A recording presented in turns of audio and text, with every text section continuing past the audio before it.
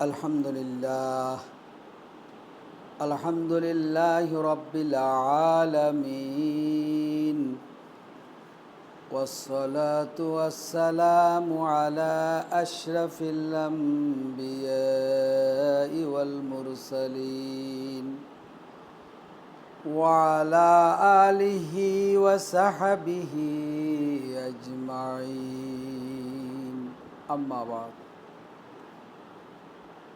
আসসালামু আলাইকুম ওয়া রাহমাতুল্লাহি ওয়া বারাকাতুহু। দেশে এবং প্রবাসে, কাছে এবং দূরে যারা এই ভিডিও শুনবেন তাদের সকলকে আন্তরিকভাবে ধন্যবাদ জানিয়ে আজকের নতুন একটি বিষয় নিয়ে আলোচনা করছি। আলোচনার বিষয় হলো জামাতে নামাজ পড়া ওয়াজিব এবং জামাতে নামাজ না পড়ার পরিণাম। আমরা এই বিষয় নিয়ে কথা বলবো। প্রথমত কোরআনের আলোকে কথা বলবো, দ্বিতীয়ত হাদিসের আলোকে কথা বলবো। জামাতে নামাজ আদায় করা ওয়াজিব, কারণ রাসূল সাল্লাল্লাহু আলাইহি ওয়াসাল্লামকে যুদ্ধের ময়দানেও সাহাবাদেরকে নিয়ে জামাতে নামাজের আদেশ করেছেন আল্লাহ রাব্বুল আলামিন। চতুর্থ হিজরিতে জাতুর রিকার যুদ্ধের ময়দানে আল্লাহ রাসূলের প্রতি কোরআনের আয়াত নাজিল হলো, জামাতে নামাজের যোদ্ধাদেরকে নিয়ে, মুজাহিদদেরকে নিয়ে যুদ্ধের ময়দানে জামাতে নামাজ কিভাবে পড়বে সেই নির্দেশনা আল্লাহ রাব্বুল আলামিন দিয়েছেন। সূরা নেসার 102 নম্বর আয়াত। বিসমিল্লাহির রহমানির রহিম। ওয়া ইযা কুনতা ফীহিম ফাআকামতা লাহুমুস সালাতা ফালতাকুম তায়ফাতুম মিনহুম মাআকা ওয়ালিয়াখুযু আসলিহাতাহুম ফাইযা সাজাদু فَلْيَكُونُوا مِنْ وَرَائِكُمْ وَلْتَأْتِ طَائِفَةٌ أُخْرَى لَمْ يُصَلُّوا فَلْيُصَلُّوا مَعَكَ وَلْيَأْخُذُوا حِذْرَهُمْ وَأَسْلِحَتَهُمْ। আল্লাহ রাব্বুল আলামিন রাসূলকে বলেন, হে রাসূল সাল্লাল্লাহু আলাইহি ওয়াসাল্লাম, এই যুদ্ধের ময়দানে আপনি সাহাবাদেরকে এক দলকে নিয়ে আপনি কি করেন? জামাতে নামাজ আদায় করেন। এক রাকাত যখন হয়ে যাবে তখন অন্য দল এসে আপনার নামাজে যোগদান করবে। তাহলে এই আয়াতের মাধ্যমে আল্লাহ রাব্বুল আলামিন যুদ্ধের ময়দান একটা কঠিন জায়গা, সেখানেও আল্লাহ রাব্বুল আলামিন জামাতে নামাজ পড়ার জন্য আদেশ করেছেন। অতএব জামাতে নামাজ না পড়া, এটার কোনো বৈধতা ইসলামে নাই। আল্লাহ রাব্বুল আলামিন সূরা বাকারার 43 নম্বর আয়াতে বলেছেন, ওয়া আকিমুস সালাতা ওয়া আতুজ যাকাতা ওয়ারকাউ মার-রাকিঈন। আল্লাহ বলতেছেন, তোমরা নামাজ কায়েম করো, যাকাত আদায় করো, আর রুকুকারীদের সাথে রুকু করো। তাহলে যদি নামাজ কায়েম করতে হয় জামাতে নামাজ পড়তে হবে। যদি রুকুকারীদের সাথে, যারা রুকুকারী বলতে জামাতে যারা নামাজ পড়ে তাদের সাথে নামাজ পড়ার কথা বলা হয়েছে। এখানে দুইটা শব্দ যারাই জামাতে নামাজের গুরুত্ব এবং নির্দেশনা আল্লাহ দিয়েছেন। একটা হলো ও আকিমুস সালাত, নামাজ কায়েম করো। নামাজ পড়ো বলা হয়, নামাজ কায়েম করো, আর জামাতের মাধ্যমেই নামাজ কায়েম হয়। ওয়ারকাউ মার-রাকিঈন, আর রুকুকারীদের সাথে রুকু করো। অবনত মস্তিষ্কে যারা রুকু করে, সেজদা করে, তাদের মতো করে তাদের সাথে পড়ো। এখানেও আল্লাহ রাব্বুল আলামিনের জামাতের নির্দেশ আল্লাহ দিয়েছেন সূরা বাকারার 43 নম্বর আয়াতে। আরেকটি আয়াত সূরা বাকারার 238 নম্বর আয়াত, আল্লাহ রাব্বুল আলামিন বলেছেন, হাফিজু আলা সলাতিল উস্তা ওয়া কুমু লিল্লাহি কানিতিন। এখানে আল্লাহ বলেছেন যে যেই নামাজের মধ্যে নামাজের সমস্ত গুণাবলী ঘটে, সেই নামাজ তোমরা আদায় করো, হেফাজত করো, সংরক্ষণ করো। জামাতে নামাজ না পড়লে নামাজের পরিপূর্ণ বিষয়গুলো ফুটে ওঠে না। অতএব এই আয়াত দ্বারা বোঝা গেল জামাতে নামাজ পড়ার কথা বলা হয়েছে। এরপরে বলছি অকুমুলিল্লাহি কানিতিন। এখন এখানে বলছে অনুগত সেবকের মতো তোমরা কি করো, নামাজ পড়ো, যা একমাত্র জামাতের মাধ্যমেই সম্ভব। অতএব এর দ্বারাও বোঝা গেল জামাতে নামাজের পড়ার গুরুত্ব। ঈসা আলাইহিসসালামের মা মারিয়াম আলাইহিসসালামকে আল্লাহ বলেন, ইয়া মারিয়াম উকনুতি লিরাব্বিকা ওয়াসজুদি ওয়ারকাই মা'আর রাকিঈন। হে মারিয়াম, তুমি জামাতের সাথে নামাজ আদায় করো, রুকুকারীদের সেজদা করো, রুকু সেজদাকারীদের সাথে, অর্থাৎ বাইতুল মুকাদ্দাসে জামাতের সাথে নামাজ পড়ার জন্য মারিয়াম আলাইহিস সালামকে আল্লাহ নির্দেশ করেছেন। যেহেতু আল্লাহ রাব্বুল আলামিন এইভাবে নির্দেশনাগুলো দিয়েছেন, অতএব জামাতে নামাজ পড়া ওয়াজিব। হ্যাঁ, এরপরে আরেকটা আয়াত আল্লাহ রাব্বুল আলামিন বলেছেন, ওয়ালা ইয়াতুনাস সালাতা ইল্লা ওয়া হুম কুসালা। সূরা তাওবার 54 নম্বর আয়াত। আল্লাহ মুনাফিকদের আলামত, মুনাফিকদের চরিত্র, মুনাফিকদের বৈশিষ্ট্য হলো তারা যখন নামাজে আসে তখন অলসতা নিয়ে তারা নামাজে যায়, অন্য মনস্ক এবং অলসতা সহকারে তারা নামাজে আসে। তাইলে যদি কেউ নামাজ পড়তে কষ্টে মনে করে, যদি কেউ জামাতে নামাজ পড়তে অনিচ্ছুক হয়, যদি কেউ লোক দেখানোর জন্য নামাজ পড়ে, এটা হলো মুনাফিকের নামাজ। অতএব আল্লাহ কোরআন শরীফের তাওবার 54 নম্বর আয়াতে কোট করে দিয়েছেন, ওয়ালা ইয়াতুনাস সালাতা ইল্লা ওয়া হুম কুসালা। তারা নামাজে আসে কিন্তু অলসতা। আপনি জামাতে নামাজে যাবেন, আপনার অলসতার যদি লাগে, আপনার মনে চায় না, মনের বিরুদ্ধে যেন আপনি কাজ করেন, এমন মনে হলে আপনি বুঝবেন যে আপনার ভিতরে নেফাকি ঢুকেছে। যদি আপনার নামাজ পড়তে কষ্ট মনে হয়, জামাতে নামাজ যেতে ইচ্ছে হয় না এবং লোক দেখানোর জন্য নামাজ পড়ার ইচ্ছা হয়, তাহলে আপনি বুঝবেন যে মুনাফিকি নেফাকি আপনার ভিতরে প্রবেশ করেছে। হ্যাঁ, জামাতে নামাজ ত্যাগকারীকে মুনাফিক হিসাবে আখ্যায়িত করা হয়েছে।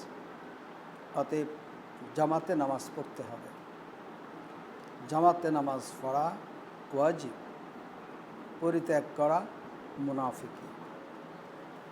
হাদিসের আলোকে জামাতের গুরুত্ব, ওয়াকালা আলাইহিস সালাম, লা আহাম্মু আন আজআলা লিন-নাস ইমামান সুম্মা আখরাজু ফালা আকদিরু আলা ইনসানিন ইয়াতাখাল্লাফ আনিস সালাত ফি বাইতিহি ইল্লা আহাররাকতুহু। রাসূল সাল্লাল্লাহু আলাইহি সাল্লাম বললেন, আমার মনে চায় একজন ইমামকে নামাজের দায়িত্ব দিয়ে আমি বাহিরে হই এবং যারা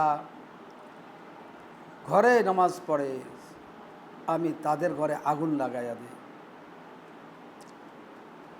তাইলে দেখেন, আমরা রাসূলের কথা বলে চুমো খাই, রাসূলের কথা বলে মিষ্টি সুন্নাত সেটা খাই, মানে রাসূলের নাম দিয়ে আমরা মিষ্টি মিষ্টি সুন্নতগুলো সবই পালন করি, তাহলে কিন্তু জামাতে নামাজ পড়তে রাজি না।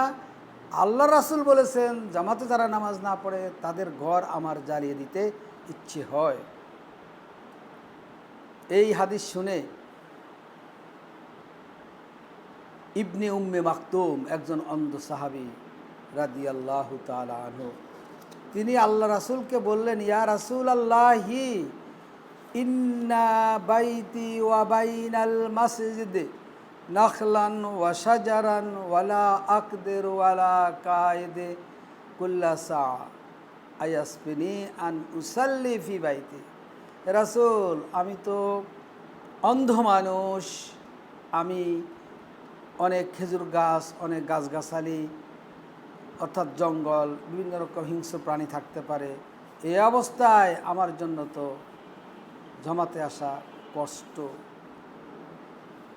আপনি কি আমাকে, অর্থাৎ এরা ফজরের নামাজের কথা বিশেষ করে বলেছেন, আপনি আমাকে কি নামাজে বা ঘরে নামাজ পড়ার অনুমতি দিবেন?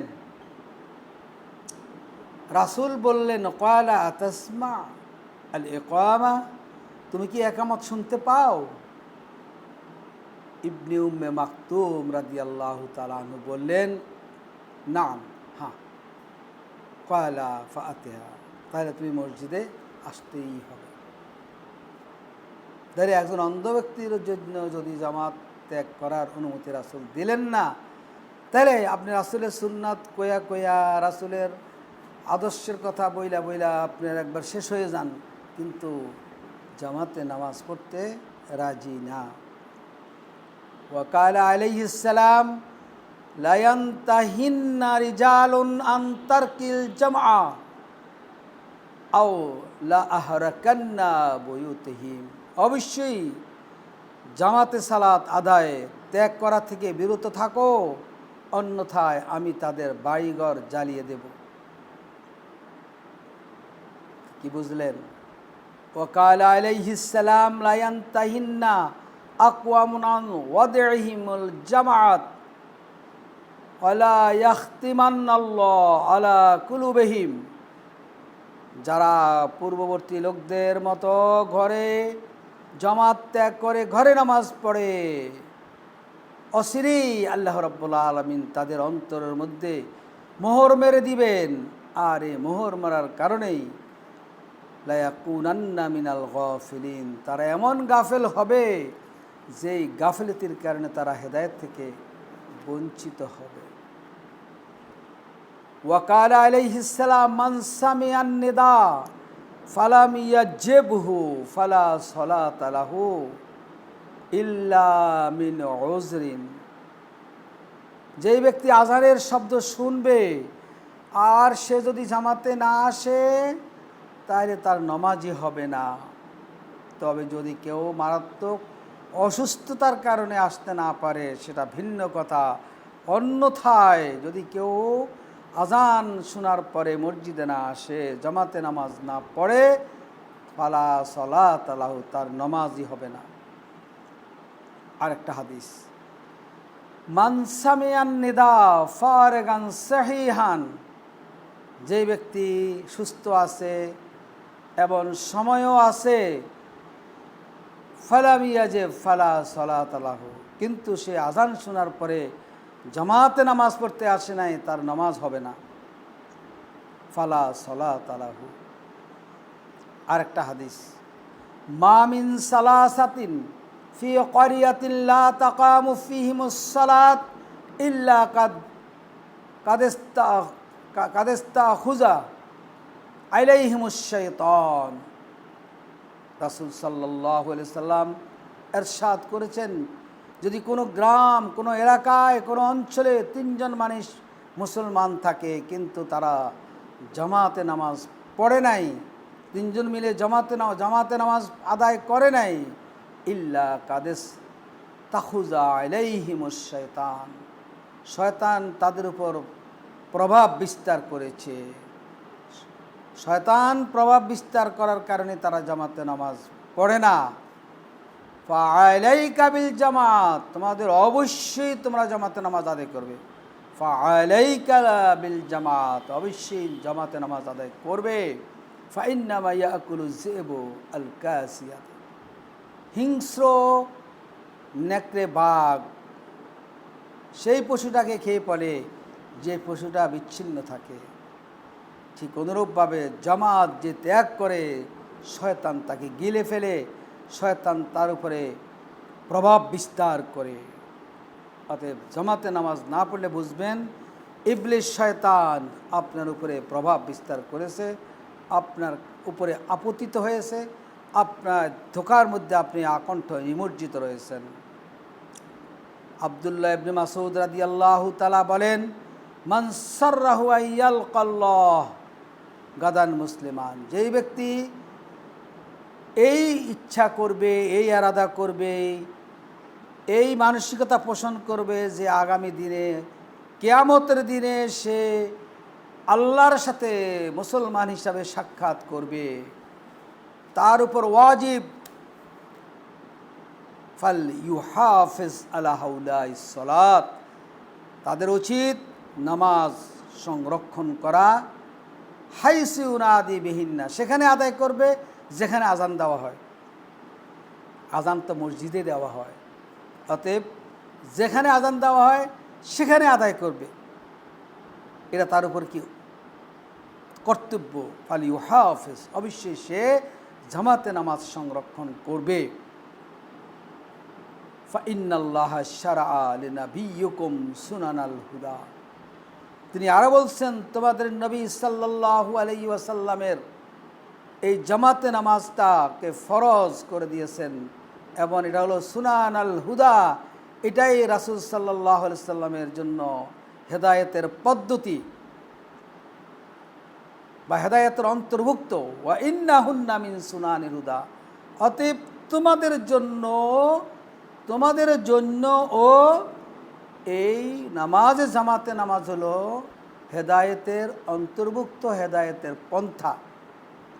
ওয়ালাউ আন্নাকুম সাল্লাইতুম ফি বুয়ুতিকুম, যদি তোমরা ঘরের মধ্যে নামাজ পড়ো, জামাতে না আসো, কামা ইউসাল্লি হাযাল মুতাখাল্লাফ ফি বাইতিহি, যেমন অনেকেই এইভাবে করে পূর্বের লোকেরা, লা তারাকতুম সুন্নাতা নাবিয়্যিকুম, তাইলে তোমরা রাসূলের সুন্নাতকে পরিত্যাগ করলে। জামাতে নামাজ পড়লে না তো তুমি রাসূলের সুন্নাতকে পরিত্যাগ করলে। লা দালালতুম, আর রাসূলের সুন্নাতকে পরিত্যাগ করলে তুমি অবশ্যই গুমরাহ হয়ে যাবে, পথভ্রষ্ট হয়ে যাবে। লা তারাকতুম অর্থাৎ সুন্নতের উপর আমল না করলে সে গুমরাহ হয়ে যাবে। অর্থাৎ জামাতে যদি কেউ নামাজ আদায় না করে, এটা হলো রাসূলের সুন্নতকে পরিত্যাগ করা, আর রাসূলের সুন্নতকে যে পরিত্যাগ করে সে গোমরাহ হয়ে যায়। ওমা মিন রাজুলিন ইয়াতাতাহহারু ফায়ুহসিনুত তুহুরা সুম্মা ইয়া'মাদু ইলা মাসাজিদি মিন হাযিহিল মাসাজিদ, কোনো ব্যক্তি পবিত্রতা অর্জন করলো, ফায়ুহসিনুত তুহুরা, সুন্দরভাবে সে পবিত্রতা অর্জন করলো, ওযু করলো, সুম্মা ইয়া'মাদু ইলাল মসজিদে, মসজিদের দিকে সে যাওয়ার ইচ্ছা পোষণ করলো, মিন হাযিহিল মাসাজিদ ইল্লা কাতাবাল্লাহু লাহু বিকুল্লি খুতওয়া, মসজিদে যাওয়ার জামাতে নামাজ পড়ার জন্য যে সে কদম দিবে, প্রতিটা কদমে খুতওয়াতুন ইয়াখতুহা হাসানাতুন, প্রত্যেকটা কদমে আল্লাহ তাকে সওয়াব লিখে দিবেন। ওয়ারফাহু বিহা দারজাতুন, প্রতিটা কদমে তার মর্যাদাকে সমুন্নত করে দিবেন, উঁচা করে দিবেন। ওয়া খাত্তু আনহু বিহা সাইয়্যা, এবং তার গুনাহ মাফ করে দিবেন প্রতিটা কদমে। সুবহানাল্লাহ। ওয়া তাখাল্লাফা আনহা, আর যারা জামাতে যায় না, ইল্লা মুনাফিকুন, মুনাফিক ছাড়া অন্যরা জামাতে যায়, শুধু মুনাফিকরাই জামাত ত্যাগ করে। ওয়ালাকাদ কানা লিরাজুলিন ইউতি বিহি ইউহাদি, কেউ যদি দুইজন অসুস্থ কিন্তু দুইজন মানুষের কাঁধের উপরে ভর করে হাত্তা ইয়াকামু ফিস-সাবে, মসজিদে এসে কী করলো, নামাজের কাতারে অংশগ্রহণ করলো, সেই ব্যক্তি কি হেদায়েতের পথে আছে। অতএব আজান হয় এমন মসজিদে নামাজ পড়া হলো হেদায়েতের অন্তর্ভুক্ত। অতএব আমরা জামাতে নামাজ না পড়ার কোনো সুযোগ নেই, জামাতে নামাজ পড়তে হবে। জামাতে নামাজ না পড়লে মুনাফিকি হবে, নিফাকি হবে, গুনাহগার হবে, এবং তার নামাজই হবে না। জামাতে যদি নামাজ পড়ি তাহলে আমাদের অনেকগুলো উপকারিতা আছে। আমি 16টি উপকারিতা আলোচনা করছি। এই উম্মতের জন্য নির্দিষ্ট সময় সমবেত হওয়া উত্তম। আল্লাহ রাসূল বলেছেন, এই উম্মতের লোকেরা নির্দিষ্ট কিছু সময়ে একত্রিত হওয়া উত্তম। বৎসরে একবার, জীবনে একবার, বৎসরে 2 বার, জীবনে একবার, সপ্তাহে একবার, দৈনিক 5 বার। বৎসরে 2 বার, 2 ঈদে একত্রিত হওয়া, জীবনে একবার অর্থাৎ হজ করা, সপ্তাহে একবার জুমার নামাজ আদায় করা, দৈনিক 5 বার 5 ওয়াক্ত নামাজ পড়া। এই সময়গুলোতে একত্রিত হওয়া রাসূল সাল্লাল্লাহু আলাইহি সাল্লাম আমাদের জন্য, আমাদের এই উম্মতের জন্য লাজেম করে দিয়েছেন। দৈনিক 5 বার একত্রিত হওয়া আল্লাহর উদ্দেশ্যে, আল্লাহর ভয়ের কারণে, এটা হলো তাকওয়া প্রদর্শন করা। 3 নম্বর হলো পারস্পরিক ভালোবাসার খোঁজ খবর নেওয়া। এই নামাজের জামাতের মাধ্যমে আপনার কি হয়, আমরা পরস্পরের খোঁজ নেই। কেউ না আসলে বুঝতে পারি ইনি অসুস্থ, তার বাসায় আমরা দেখতে যাই, বিপদগ্রস্ত হলে তাকে সহযোগিতা করি। অতএব এই পারস্পরিক ভালোবাসা, পারস্পরিক খোঁজ খবর নেওয়া, পারস্পরিক বিপদে মুসিবতে সহযোগিতা করা, এই জামাত থেকে আমরা এই ফায়দা, এই উপকারিতা আমরা হাসিল করতে পারি। জামাতের মাধ্যমে আমরা সমাজ মধ্যে পরিচিত হতে পারি, পরিচিতি লাভ করতে পারি। আজকে যদি আপনার কেউ নাই চিনে, আপনার ছেলে বিয়ে করাবেন, মেয়ে বিয়ে করাবেন, বলবে যে তো নামাজেই আসে না, এই ব্যক্তিকে কেউ ভালোবাসে না। অতএব মসজিদে আসার মাধ্যমে আপনার সামাজিকভাবে একজন মুসলিম হিসাবে, আপনি মুসলমান হিসাবে, মুত্তাকিন হিসাবে আপনি কী করেন, পরিচিতি লাভ করতে পারেন। জামাতে নামাজ আদায়ের মাধ্যম হলো ইসলামের মহান নিদর্শন। জামাতে নামাজ আদায় করা ইসলামের মহান নিদর্শন সমূহের মধ্যে অন্যতম নিদর্শন। কাতারবন্দি হয়ে নামাজ পড়া, একই সময় সেজদা যাওয়া, একই সময় রুকু যাওয়া, একই সময় হাত বেঁধে দাঁড়িয়ে থাকা, এই দৃশ্য ইসলামের সুমহান নিদর্শন প্রকাশ করে। 6 নম্বর, মুসলিমদের মর্যাদা প্রকাশ করা, মুনাফিক ও কাফেরদের পার্থক্য নির্ণয় করা। যদি কেউ মসজিদে আসে, জামাতে আসে, সে মুসলিম, তার মর্যাদা কি সমুন্নত হয়ে যায়। আর যারা আসে না, তারা মুনাফিক এবং কাফির, এটাই তাদের প্রুফ হয়, প্রমাণিত হয়। 7 নম্বর হলো অজানা ব্যক্তিকে শিক্ষাদান, অর্থাৎ যারা নামাজে আসে না, যারা বেনামাজি, তাদেরকে এটা শিক্ষা দেওয়া হয়। হাত বাঁধা, রুকু করা, সেজদা করা, শুদ্ধ করে সূরা পড়া ইত্যাদি। যে ব্যক্তি আসে না মসজিদে, আসলো, এখানে এসে অনেক কিছু শিখতে পারলো। পাশাপাশি আপনি যখন জামাতে আসবেন, তখন আপনার ওই অন্য যারা না মসজিদে আসে না, তাদের সন্তান, তাদের ওই ব্যক্তির স্ত্রী বলবে যে মানে কী ব্যাপার, আপনি জান না ওই ঘরের ভাই মসজিদে গেছেন। তো এই যে একটা সামাজিকভাবে আপনি কী হন, একটা এই আরেকজনকে আপনি উদ্বুদ্ধ করেন যে সেও যেন মসজিদে আসে। 15 নম্বর, বরকত এবং রহমত পাওয়া যায়। এই জামাতে নামাজের মধ্যে সমুদয় বরকত এবং রহমত বর্ষণ হয়। আল্লাহু আকবার। 16 নম্বর হলো সময়ের মূল্যায়ন বোঝা যায়। 5 ওয়াক্ত নামাজ আদায়ের জন্য যথাসময়ে মসজিদে আসতে হয়। সময়ের মূল্যায়ন, যদি আপনি 5:15 আসরের নামাজ হয়, আপনাদের 5 মিনিট পরে আসেন, আপনার নামাজ পাবেন না। জোহরের নামাজ যদি আপনার 1:15 হয়, আপনাদের 1:30 আসেন, নামাজ পাবেন না। আপনি এইভাবে প্রত্যেক নামাজের যে সময় নির্ধারণ করা আছে, সেই সময় মতো না আসলে আপনি জামাতে নামাজ পাবেন না। এটা আপনার সময়ানুবর্তিতা, সময়ের গুরুত্ব আপনাকে তাকিদ, আপনাকে শিক্ষাদান করে। এই 16টি হলো আমাদের উপকারিতা। এরপরে জামাতে নামাজে পড়ার ফজিলত অনেক। 27 গুণ সওয়াব বেশি পাওয়া যায়, শয়তান থেকে রক্ষা পাওয়া যায় এবং মুসল্লিদের সংখ্যা অনুযায়ী নামাজের ফজিলত বেড়ে যায় জামাতে নামাজ পড়লে। জামাতে নামাজ পড়লে জাহান্নাম থেকে মুক্তির আশা করা যায় এবং 40 দিন লাগাতার তাকবীরগুলোর সাথে কেউ জামাতে নামাজ আদায় করলে তার কি হয়, তার জন্য তার যে জাহান্নাম থেকে সে বেঁচে যায়। জামাতের সাথে ফজরের নামাজ আদায় করলে সন্ধ্যা পর্যন্ত আল্লাহর দায়িত্বে ও নিরাপত্তায় থাকা যায়। আবার রাত্রে এশার নামাজ পড়লে জামাতের সাথে, তাইলে সারা রাত আল্লাহ নিরাপত্তায় থাকেন। ফজরের নামাজ জামাতের সাথে আদায় করে সূর্যোদয় পর্যন্ত বসে আল্লাহর জিকির করলে হজ এবং উমরার সওয়াব পাওয়া যায়। আল্লাহু আকবার। এশা এবং ফজর নামাজ জামাতের সাথে আদায় করলে গোটা রাত নামাজ পড়ার সওয়াব পাওয়া যায়।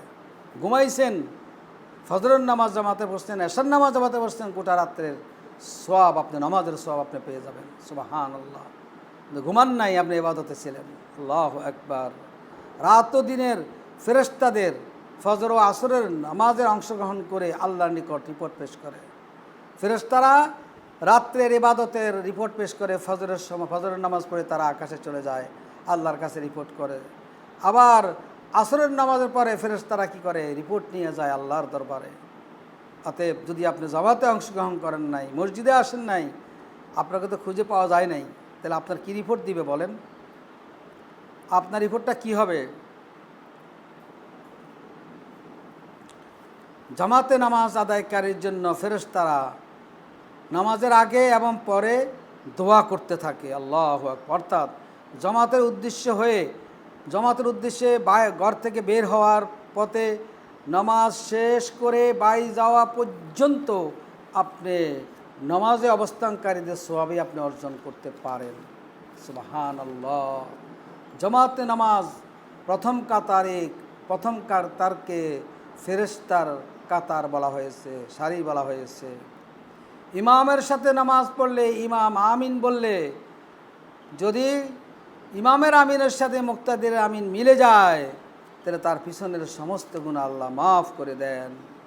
মসজিদে জামাত নামাজ আদায় করার জন্য যার অন্তর ঝুলে থাকবে, প্রচণ্ড ভালোবাসা থাকবে, সে কিয়ামতের দিন আরশের ছায়ায় থাকবে, যেই দিন আল্লাহর আরশের ছায়া ছাড়া আর কোনো ছায়া থাকবে না। জামাতের উদ্দেশ্যে মসজিদে হেঁটে যাওয়ার দ্বারা তার মর্যাদা বাড়িয়ে দেওয়া হয়, গুনাহ ক্ষমা করে দেওয়া হয়, সওয়াব লেখা হয়। মসজিদ থেকে ফেরার পথেও অনুরূপ সওয়াব দেওয়া হয়। সকাল বিকাল মসজিদে যাওয়ার কারণে ওই ব্যক্তির জন্য আল্লাহ জান্নাতে আতিথ্যের অর্থাৎ মেহমানদারির ব্যবস্থা করতে থাকেন। জামাতে নামাজ আদায় করার জন্য বের হলে সে বাড়ি ফেরা পর্যন্ত নামাজের মধ্যেই থাকে। আল্লাহু আকবার। হজ্জের এহরাম বেঁধে বের হওয়ার মতো ওযু করে জামাতে নামাজ আদায়ের উদ্দেশ্যে বের হলো, সে হজে এহরামের মতো সওয়াব পায়। জামাতের সাথে নামাজ আদায়ের উদ্দেশ্যে বের হওয়া ব্যক্তি আল্লাহর হেফাজতে থাকেন। জামাতে নামাজ আদায়ের উদ্দেশ্যে পায়ে হেঁটে চলা ব্যক্তির ব্যাপারে আল্লাহর ফেরেশতাগণ কথোপকথন করেন তার বিষয় নিয়ে।